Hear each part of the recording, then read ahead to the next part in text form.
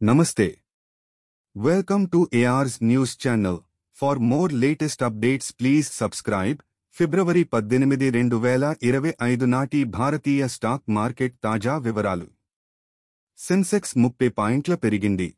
Nifty 14 పాయింట్లు పెరిగింది. Top gainers Persistent, Sona Comstar, LTI Mindtree, Phoenix Mills, Info Edge. Top losers NBCC, Kailan Jeweler, HFCL, Hindustan ఏరోన్, ఆవ్ స్మాల్ ఫైనాన్స్. టెక్నాలజీ రంగం ఇన్ఫోసిస్, TCS వంటి కంపెనీలు 1.5% వరకు లాభపడ్డాయి.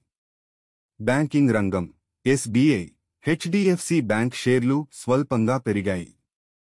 ఆటోమొబైల్ రంగం మహీంద్రా మహీంద్రా, మారుతి సుజుకి షేర్లు 0.5% వరకు తగ్గాయి. మోర్గాన్ స్టాన్లీ అంచనా మోర్గాన్ స్టాన్లీ నివేదిక ప్రకారం 2025 చివరి నాటికి సెన్సెక్స్ 1,05,000 పాయింట్లకు చేరుకునే అవకాశం ఉంది. ఇది ప్రస్తుత స్థాయి నుండి సుమారు 75% పెరుగుదలను సూచిస్తుంది. రబీ పంటల కనీస మద్దతు ధరలు పెంపు 2025 నుంచి 26 వరకు మార్కెటింగ్ సీజన్ కోసం కేంద్ర ప్రభుత్వం రబీ పంటల కనీస మద్దతు ధరలను పెంచింది. గోధుమలకు క్వింటాల్కు ₹150, కందులకు ₹275 పెంపు. అమెరికా ఫెడరల్ రిజర్వ్ వడ్డీ రేట్ల పెంపు సూచనల కారణంగా గ్లోబల్ మార్కెట్లలో అస్థిరత ఉంది.